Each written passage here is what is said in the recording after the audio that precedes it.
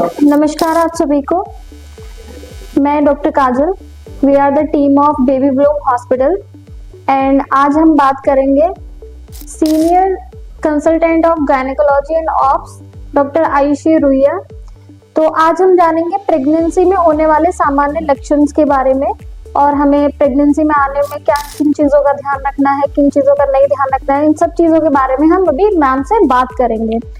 तो मैम, हम पहला क्वेश्चन आपसे ये जानना चाहते हैं कि जो लेडी प्रेगनेंसी प्लान कर रही है तो उनको किन चीज़ों का ध्यान रखना चाहिए और किन चीज़ों का ध्यान नहीं रखना चाहिए। ओके, प्लानिंग के समय में पेशेंट को बहुत सारी ऐसी चीज़ें आती हैं कि वो नहीं ध्यान रख पाते हैं, उनको पता नहीं चल पाता है, तो उसके बारे में आप हमें बताइए।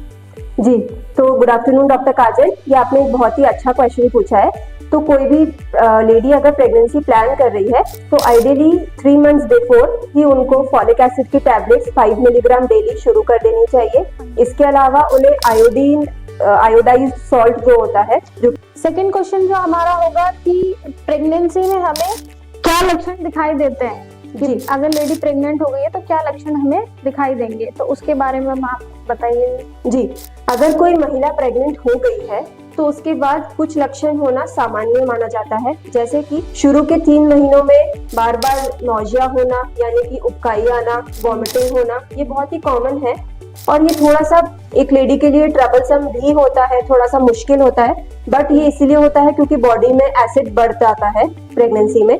इसके अलावा जो बार बार यूरिन पास करने की भी इच्छा होती है शुरू के 3 मंथ्स में, तो that is also quite normal.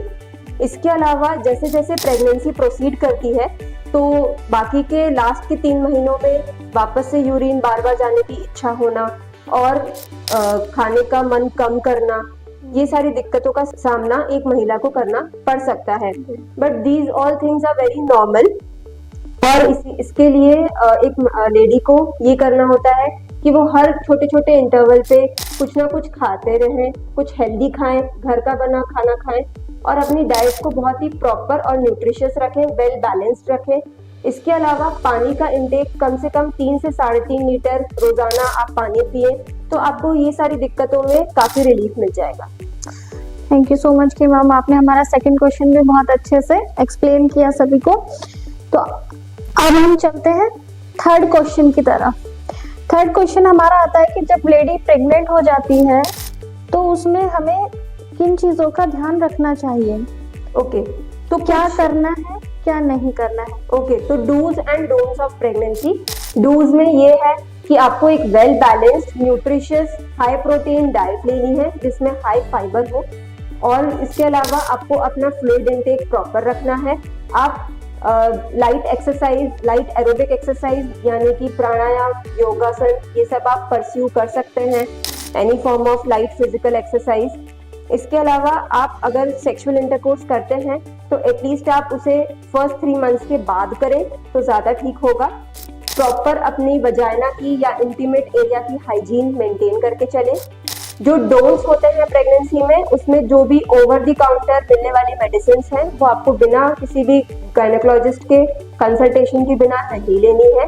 इसके अलावा अगर आपको कुछ भी एक्सेसिव ब्लीडिंग होती है प्रेगनेंसी में कभी भी, या आपको बेबी मूवमेंट्स फील नहीं होते हैं या कम होते हैं, या आपको कुछ भी फाउल स्मेलिंग आपका डिस्चार्ज जाता है वजाइना से, तो आपको ऐसे समय में अपने गायनेकोलॉजिस्ट के पास जाके कंसल्ट करना चाहिए।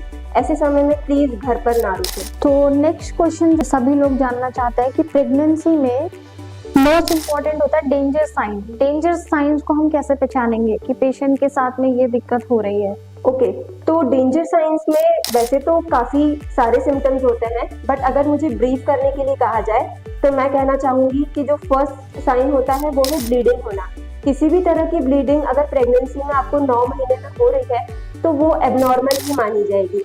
इसके अलावा अगर आपको शुरू के 3 मंथ्स में नीचे की तरफ क्रैम्पिंग पेन होता है पेट में, या फिर पेट के ऊपरी तरफ पेन होता है, तो इसके लिए भी आप कृपया कर अपने पास के किसी भी गायनेकोलॉजिस्ट को परामर्श करें। अगर लास्ट के 3 महीनों की मैं बात करूं तो इसमें अगर आपका बेबी कम घूम रहा है 24 घंटों में 10 बार से कम, या फिर अगर बेबी मूव कर ही नहीं रहा है, तो ये भी एक पोटेंशियल डेंजर साइन है कि आपको जल्दी से जल्द अपने हॉस्पिटल में जाके कंसल्ट करना चाहिए।